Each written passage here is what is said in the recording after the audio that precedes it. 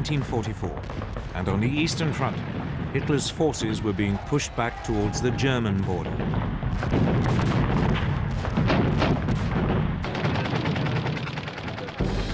But Germany was about to face a new threat. In the West, Allied forces had been preparing for months to open a new front in northwest France. Training for it was well underway.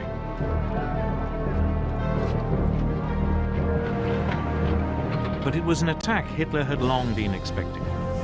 His problem was knowing when, and above all where, it would come. The stage was set for one of the greatest battles of World War II, D-Day, the Allied landings along the Normandy coast of France.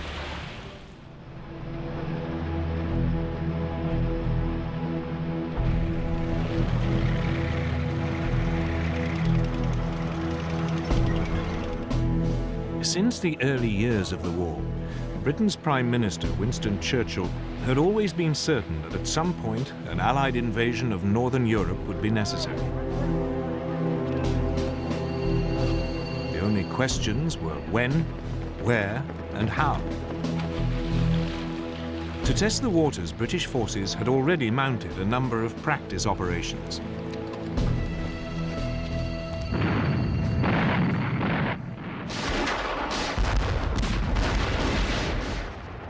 In December 1941, British commandos raided the Vargso Islands off the coast of Nazi-occupied Norway.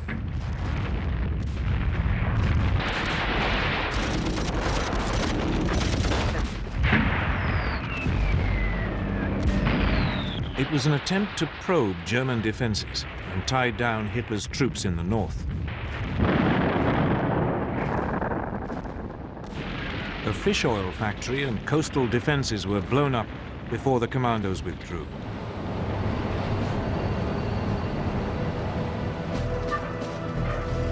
Eight months later, Canadian and British troops were sent in to mount a more ambitious raid on the French port of Dieppe. It too was designed to test the defenses and also to provide combat experience for the Canadians.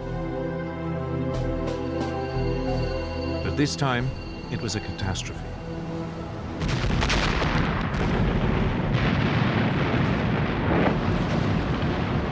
As landing craft approached the main beach, they were met by withering fire.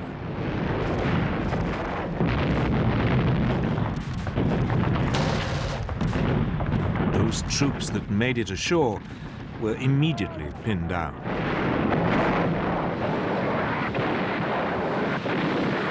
Behind them, the supporting tanks became bogged down in the shingle.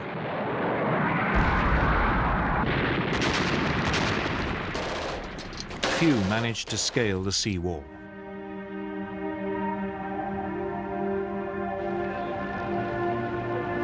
Over 3,000 Allied soldiers were killed or taken prisoner. Britain had learnt an important lesson. Never attempt a direct assault on a German-occupied port.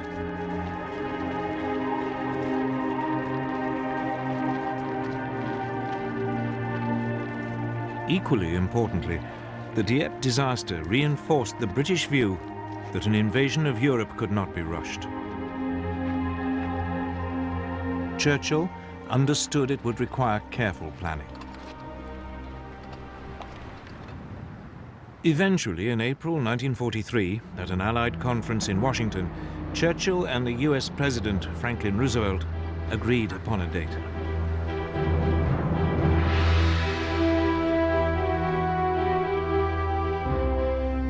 D-Day, or Operation Overlord as the seaborne invasion of France was formally called, would take place in the summer of 1944. But by now, the Germans were preparing for it in earnest. Since the winter of 1941, they had been building an Atlantic wall. It was a massive series of fortifications running along the European coast from Denmark to the Spanish border. gun emplacements had been constructed at likely landing sites. Beaches had been mined and covered in barbed wire. Obstacles had been placed in strategic places to block landing craft. Hitler had boasted, "I am the greatest builder of fortifications of all time."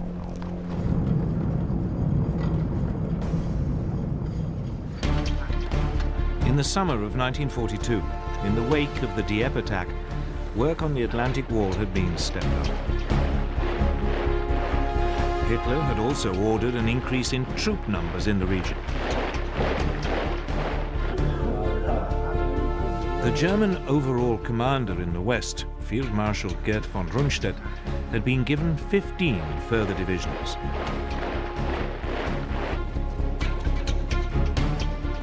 But the Western European coast stretched for some 2,000 miles.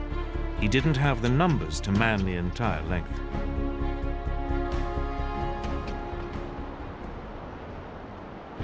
Von Rundstedt faced a difficult decision. Where should he position his overstretched forces to maximize their effect? The question led to bitter arguments inside the German leadership. Von Rundstedt proposed holding a large force of panzers in reserve northwest of Paris. He could then send it in against an invasion once he knew where it was happening.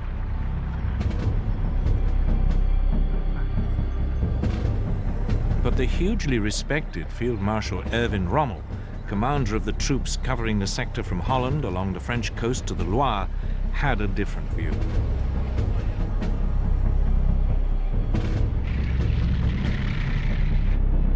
Rommel's concern was Allied air power. He'd seen it firsthand when he'd fought the British in North Africa, and it had left a profound impression. He feared that any counterattack would be broken up by Allied aircraft long before it could go into action.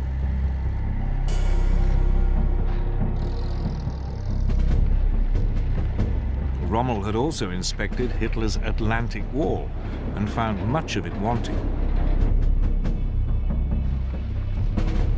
It had forced him to the conclusion that the best place to position the panzers was as close as possible to the most likely landing sites.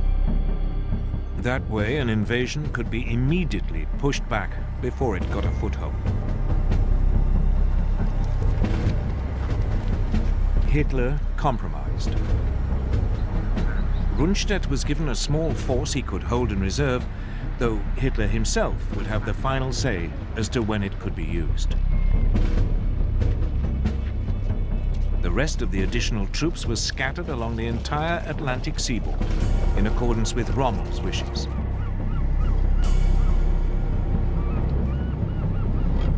It would turn out to be the worst of all the solutions. There were neither enough reserves nor enough tanks near the coast. But in the autumn of 1943, none of this was clear.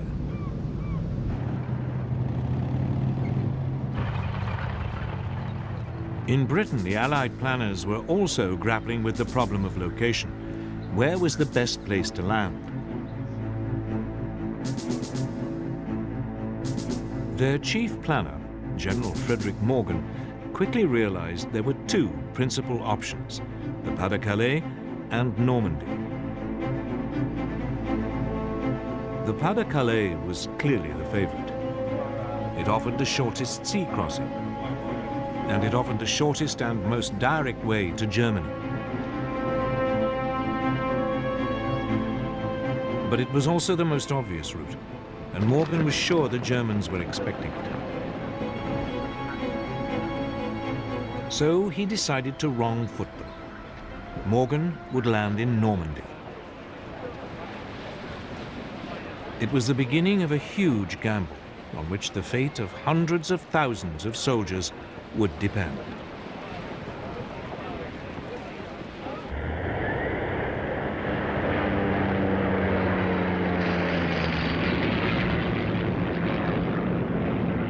In the autumn of 1943, Allied photo reconnaissance aircraft swept over the beaches of northern France. It was part of a huge planning operation for the seaborne invasion of Europe. The fortifications of the Atlantic Wall were monitored by the French resistance. Men crept ashore to collect sand samples to test whether armored vehicles could be landed.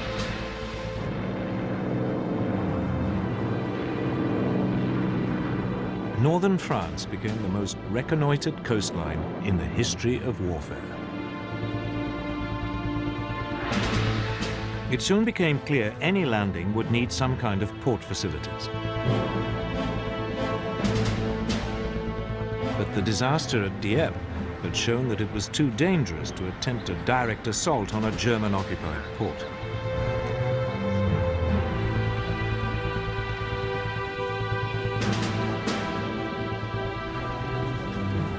Britain's planners were forced to come up with an ingenious alternative.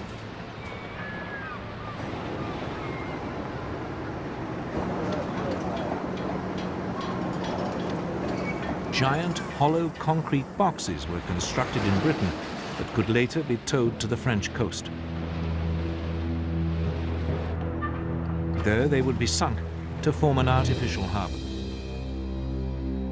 They were known by their code name, mulberries.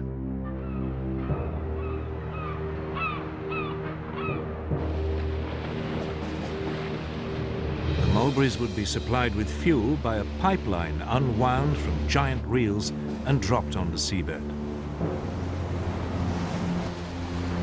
It would run for 100 miles.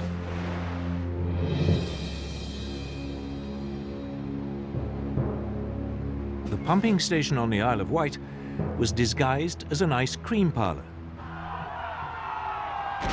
But the raid on Dieppe had also revealed a second problem: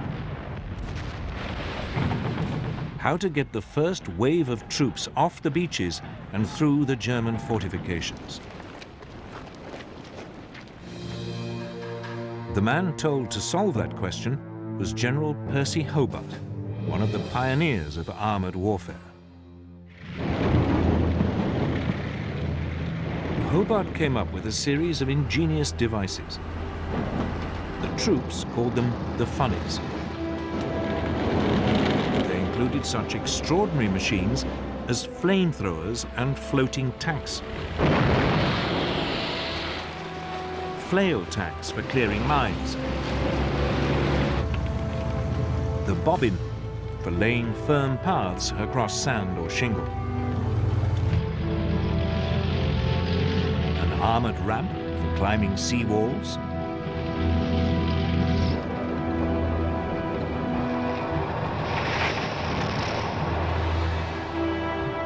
The fascine carrier for tackling ditches.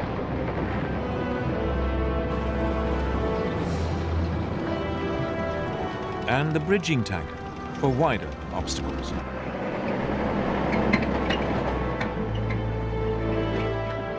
That left just one problem: how to stop the Germans rushing in overwhelming reinforcements before the Allies had established a foothold.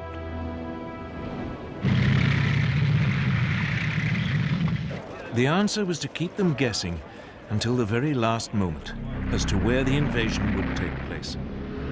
Operation Bodyguard was a massive and complex deception campaign.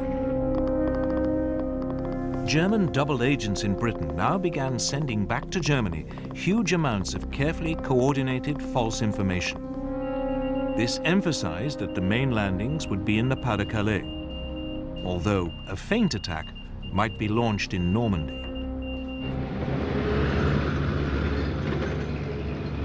To muddy the waters still further, the Allied military created a fictitious army unit, the so-called 1st US Army Group, or FUSAC.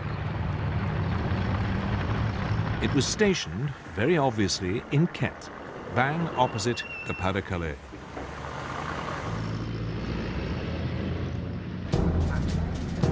The man in charge of it was the pistol-toting US General George Patton, who'd been removed from action in Sicily after slapping shell-shocked soldiers.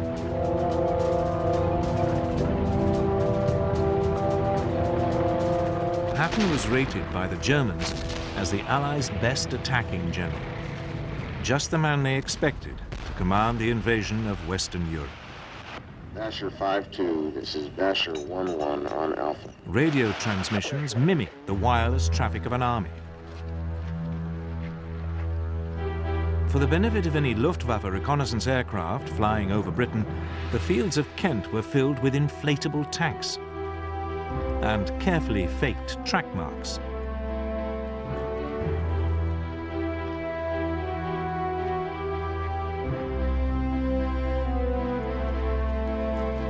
There were dummy aircraft made of wood and canvas.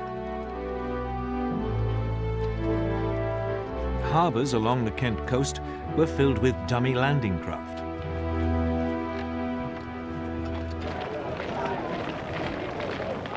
There were even troops, though these were in reality backup units. In late 1943, the Allies appointed US General Dwight Eisenhower as Supreme Allied Commander for the invasion of Europe.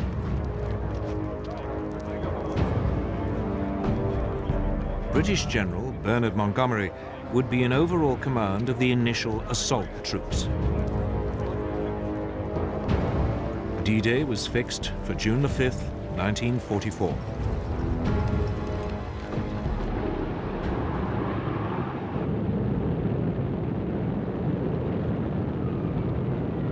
Two months before the landing, Eisenhower launched an elaborate air offensive to disrupt German links to the coast.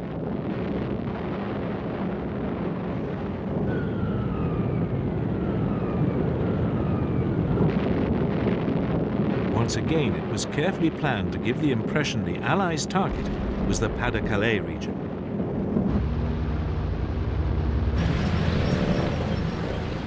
As the date of the invasion approached, Allied troop numbers in England reached over 2 million. They were supported by more than 3,000 tanks and 12,000 aircraft. The Germans were well aware an invasion was imminent. But they had been completely taken in by the Allies' phony preparations in Kent and were convinced the most likely landing spot was the Pas-de-Calais.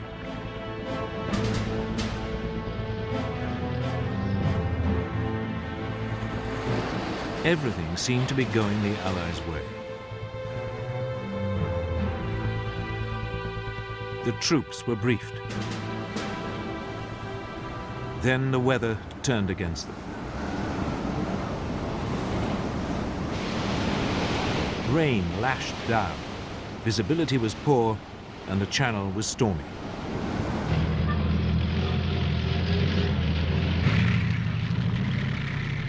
Nevertheless, on June the 4th, 1944, the assault troops boarded their landing ships and the armada of more than 5,000 vessels set sail.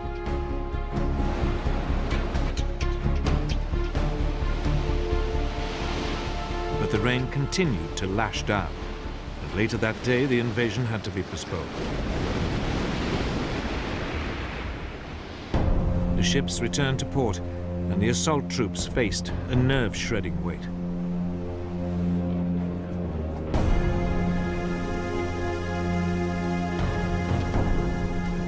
Early the next morning, the military leadership met again. The naval commanders were keen to go ahead, but the air chiefs were doubtful. They worried the visibility would still be too poor to provide effective air support. After a long silence, Eisenhower looked up. "Let's go," he said.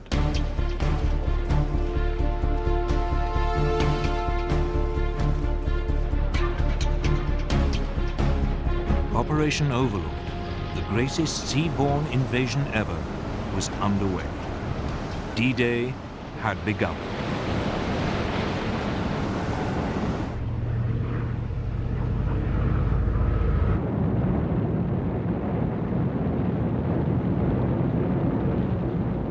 1:15 in the morning of June the 6th, 1944, British aircraft towing gliders arrived over the coast of northern France. Then the gliders were released and plunged down to capture vital bridges over the Caen Canal in eastern Normandy. The Allies had launched their great gamble to invade Hitler's empire in Western Europe.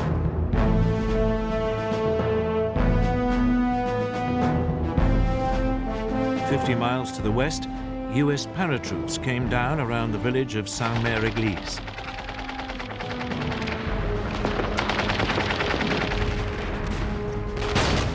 There was a fierce firefight.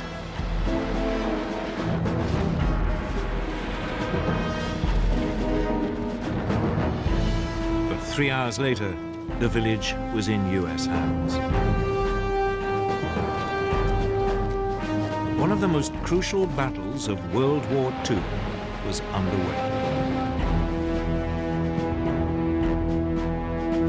An hour later, horrified German sentries along the Normandy coast saw a vast armada appear out of the mist. They had had no warning.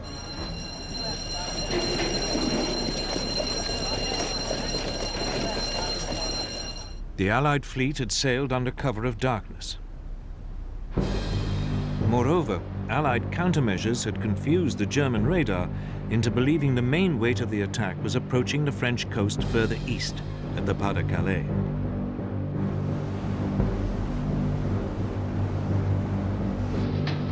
Allied warships off the Normandy coast now began pounding the German defensive positions.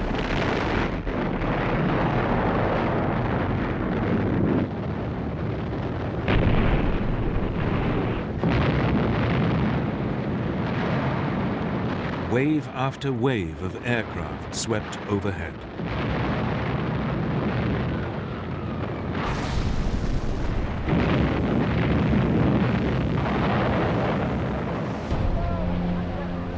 Under cover of the bombardment, assault troops headed for the shore.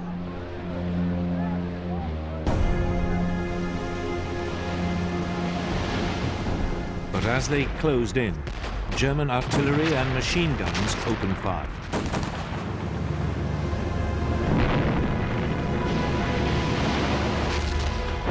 A number of the landing craft were hit. Others fell foul of underwater obstructions.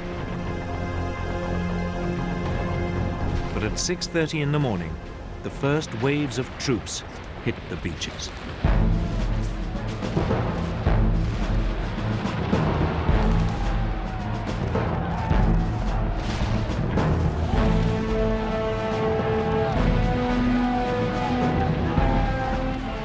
At the far western end, the US 4th Infantry Division came ashore near at what they called Utah Beach.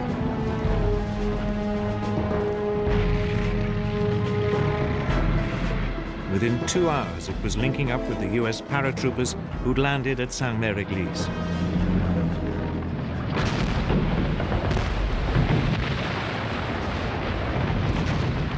Next door, at Omaha Beach, it was more difficult. The beach was a defender's dream, with high cliffs and few ways inland.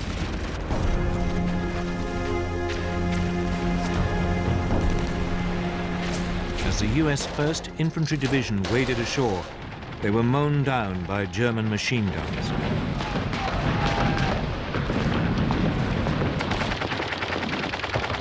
To make matters worse, the Americans' amphibious tanks were swamped.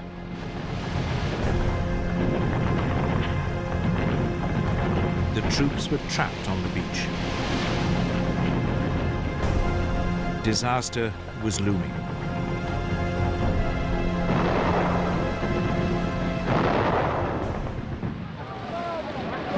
But finally, a few of the soldiers managed to scale the cliffs.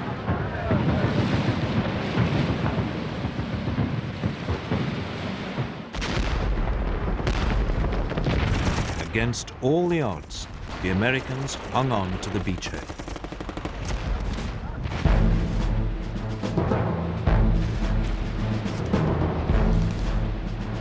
further east, in the center of the landing area, Britain's 50th Infantry Division came ashore at Gold Beach.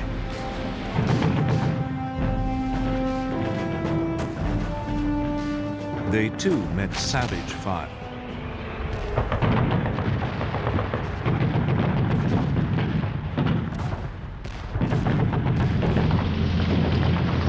But now, the British deployed their funnies.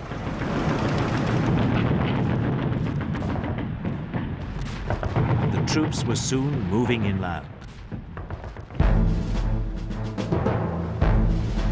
At the adjoining landing spot, Juno Beach, the Canadian 3rd Infantry Division faced a similar situation.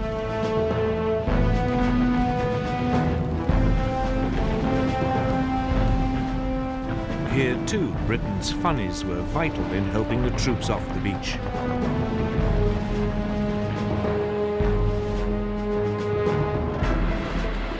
Finally, on the far left flank, at Sword Beach, the British 3rd Infantry Division met only patchy resistance.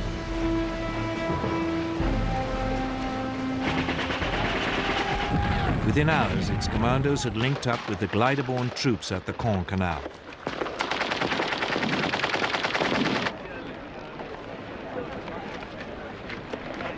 By early afternoon, the Allies had successfully established all of the beachheads.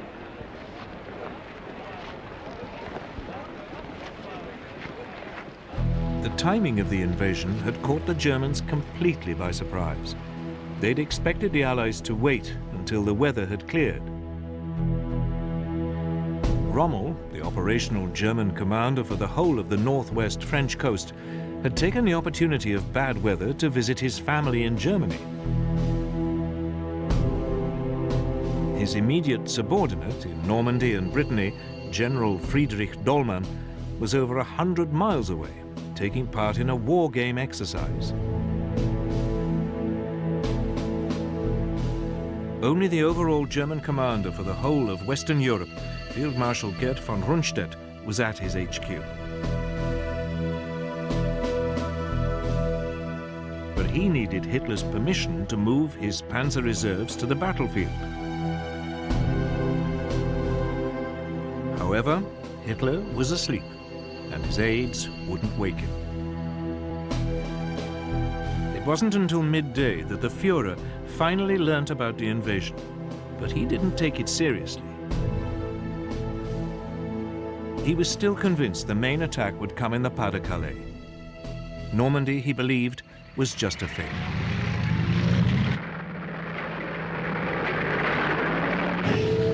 Finally, in the late afternoon, when the scale of the invasion was becoming all too clear, Hitler unleashed his reserves.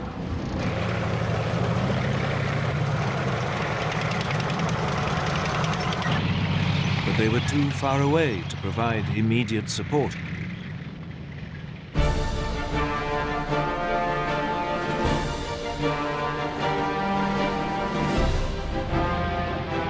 Despite stubborn German resistance, the beachheads around Utah, Gold and Juno and Sword were secure. Only at Omaha was the situation more precarious.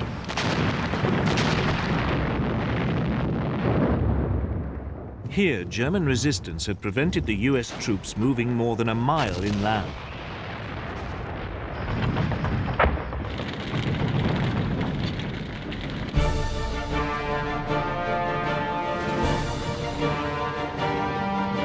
By nightfall on June the 6th, over 100,000 Allied troops had been landed in Normandy.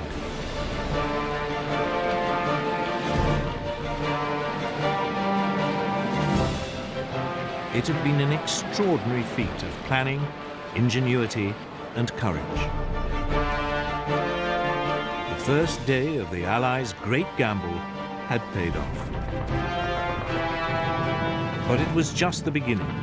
Now they had to build up, break out, and push on into Europe.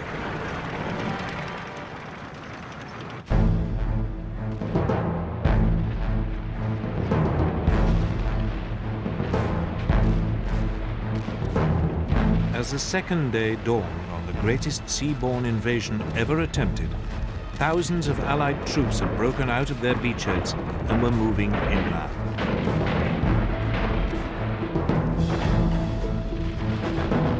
But they found the Normandy countryside hard going. The patchwork of woodland and small fields provided ideal terrain for German tanks and machine guns.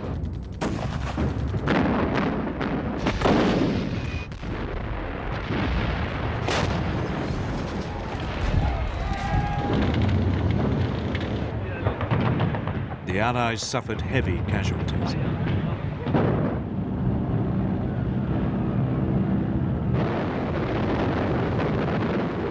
Allied air power provided crucial support.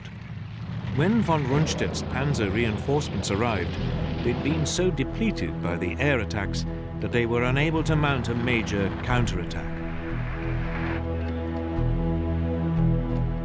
The German reinforcements were also hampered by French resistance fighters operating behind German lines.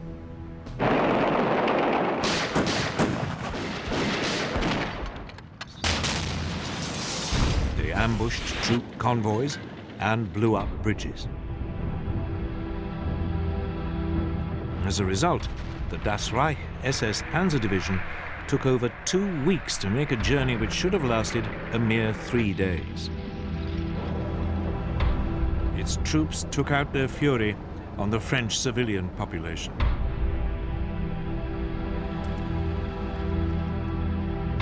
The village of Oradour-sur-Glane and its 642 inhabitants were wiped out.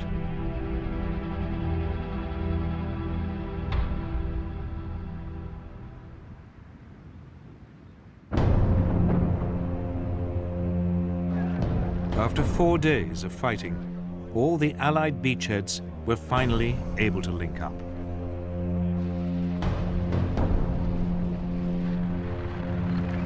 But they'd still only managed to penetrate 10 miles inland.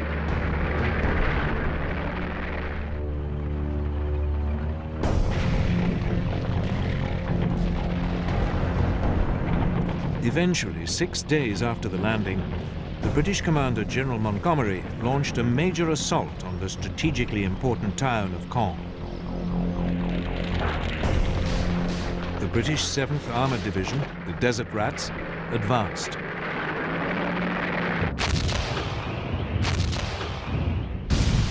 But its spearhead ran into 4 German Tiger tanks.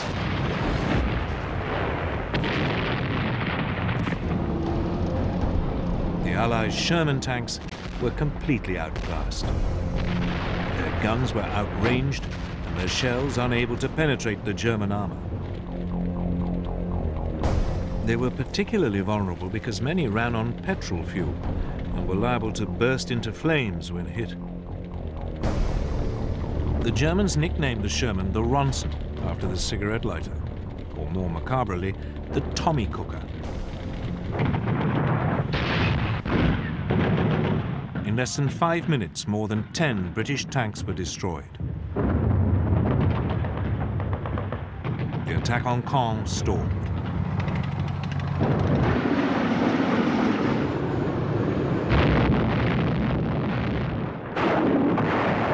Outmatched by the German tanks, the Allies relied on air power and artillery.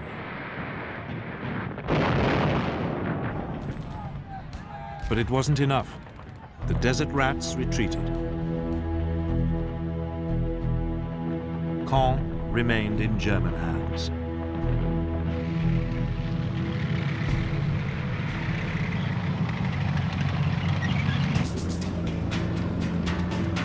Meanwhile, further west, US forces advanced on the equally important port of Cherbourg.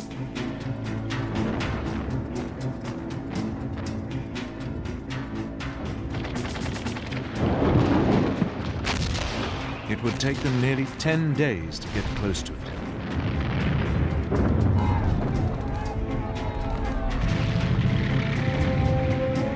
They weren't helped by the weather. During the first week of the invasion, it had been relatively calm, and supplies and reinforcements had poured in through the Mulberry artificial harbours. But now the weather turned. Gales swept the English Channel. The US Mulberry Harbour at Omaha was destroyed. The other Mulberry, in the British sector, was badly damaged and put out of action for several days. The flow of reinforcements slowed. It meant the port of Cherbourg was an even more vital objective. As the US forces now approached it, the German garrison resisted.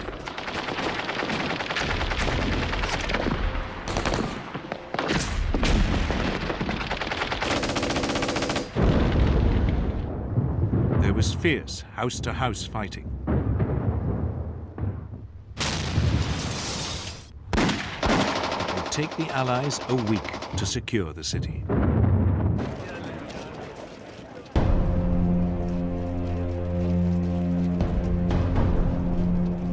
But the port had been trashed by the fleeing Germans.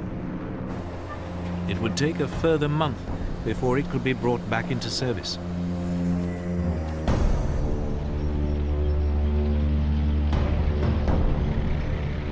Meanwhile, Montgomery launched another assault on Caen.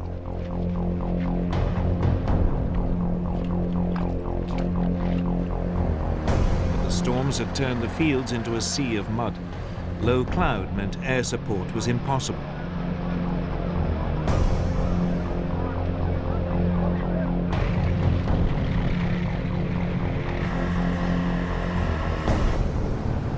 To make matters worse, the newly arrived elite German 2nd SS Panzer Corps was thrown into the defense of the city.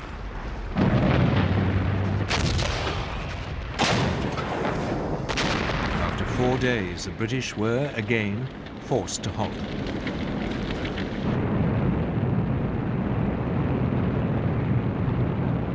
Then, as the clouds cleared, nearly 500 Allied bombers devastated Caen.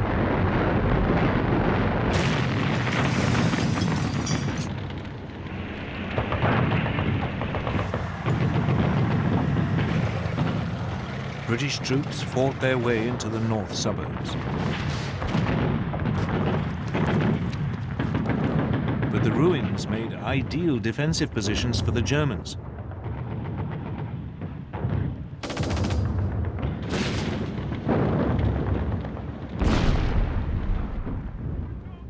Allied casualties mounted.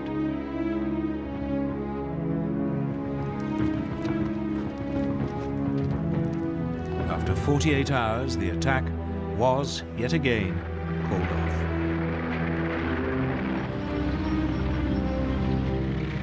Three weeks later, Montgomery tried for a fourth time. The plan was to capture the remaining German strongholds and then push on south, deeper into France.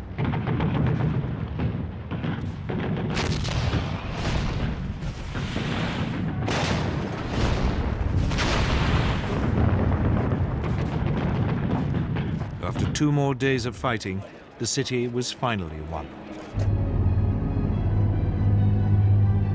The way now seemed open for the British tanks to move south, deeper into France.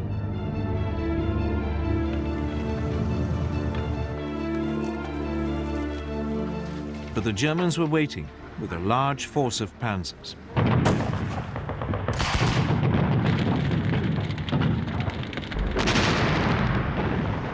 The British advance stopped again.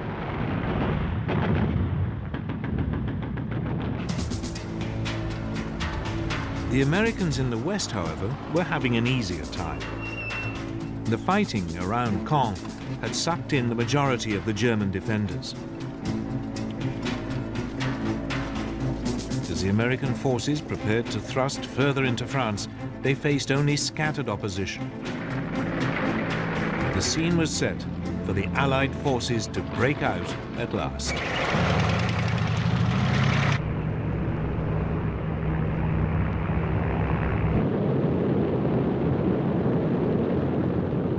9:30 in the morning of July the 25th, 1944, over 1,800 Allied aircraft carpet-bombed a 4-mile stretch of the German front line south of Cherbourg. It was the beginning of Operation Cobra, the US breakout into France.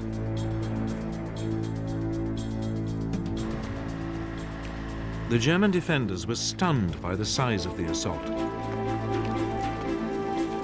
So too were some of the US soldiers. The plan had been for the bombers to fly in from the east, parallel to the US front line, to minimize the risk of bombing American troops.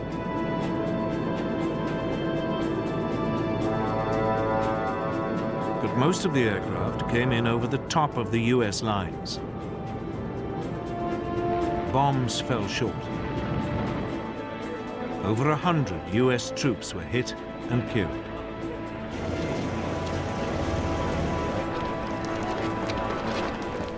Yet despite the ferocity of the bombardment, when the US forces later picked themselves up and moved forward, they found to their astonishment substantial numbers of German troops had survived. The survivors mounted a stubborn resistance.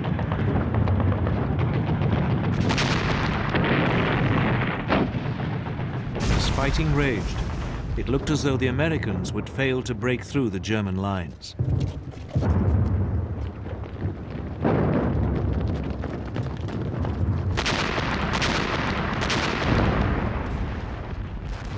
But then, the German defenses crumbled.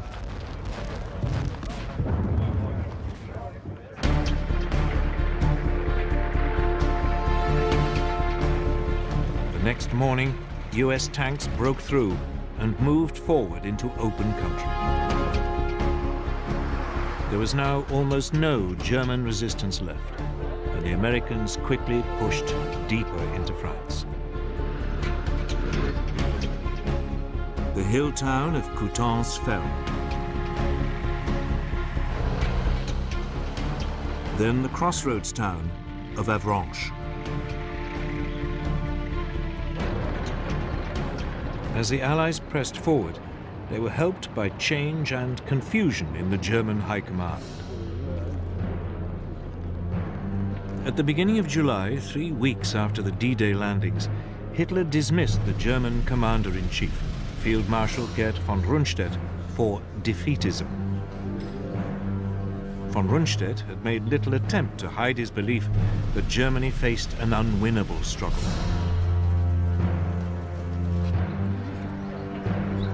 He was replaced by Field Marshal Gunther von Kluge, fresh from the Eastern Front, but with little knowledge of northwestern France.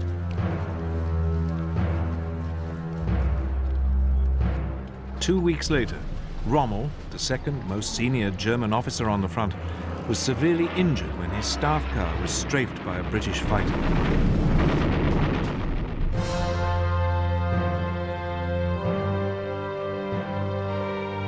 Then, with the Nazi command already in confusion, there was an assassination attempt on Hitler's life.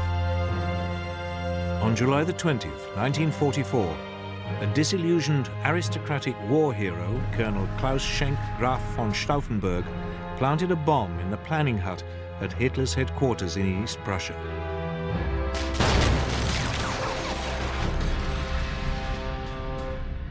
Four officers were killed. But Hitler was sheltered by a heavy, solid oak conference table and escaped with only minor injuries. The plot was swiftly and brutally put down. Von Stauffenberg was shot and his principal collaborators put on trial. They would later be hanged. Hitler put a brave face on it and visited some of the wounded in hospital.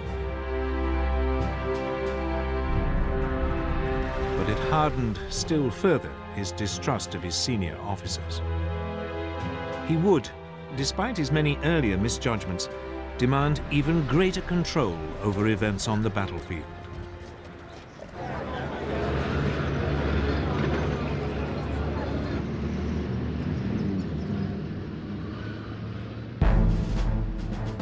Back in France, General George Patton, back in charge of a real fighting force, ordered his troops to fan out. They took Rennes, Mayenne, and headed for Le Mans.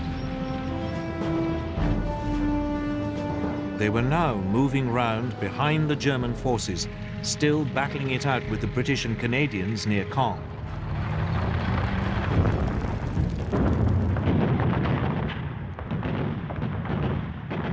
With the Americans to their south and the British to their north, it seemed the German forces in Normandy would be surrounded.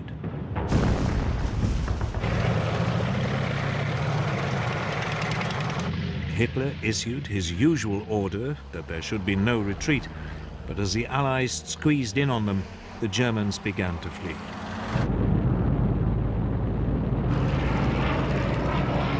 They were remorselessly harried by Allied aircraft and artillery.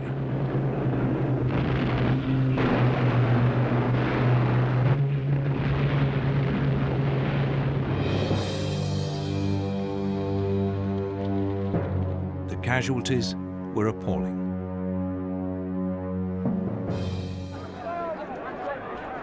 Finally, on August the 20th, 1944, the Allied forces moving in from both the north and south met up.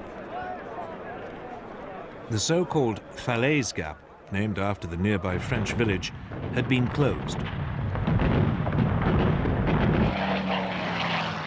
Large numbers of Germans were trapped.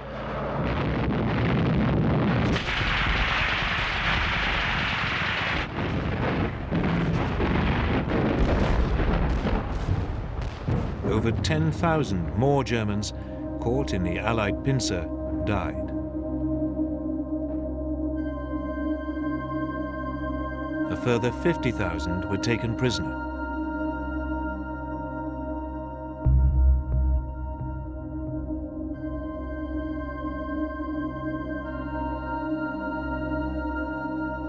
The German army in Western Europe was in chaos.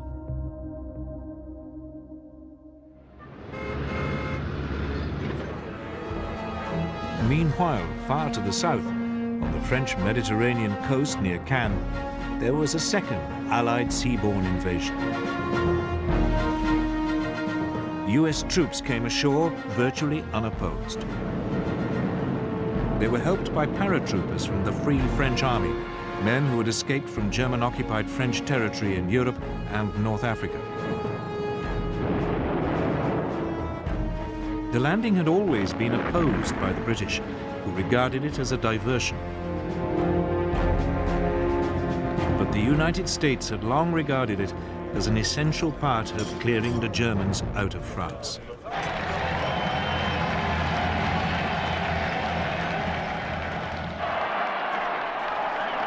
The troops were greeted by an ecstatic civilian population.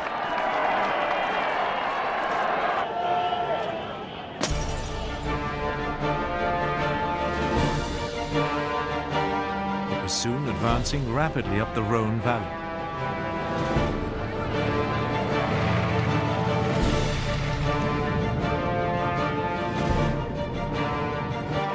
Lyon was liberated on September the 3rd, 1944.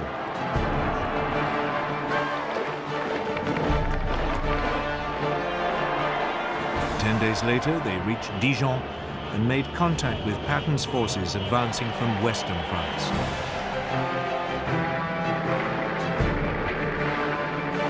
German units stationed across the region fled.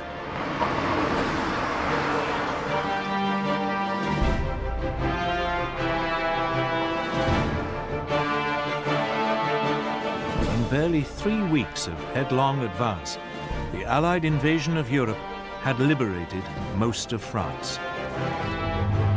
That left Paris, where French resistance fighters now rose up against the German occupation. There seemed little to prevent the Allied onrush from continuing to the German border.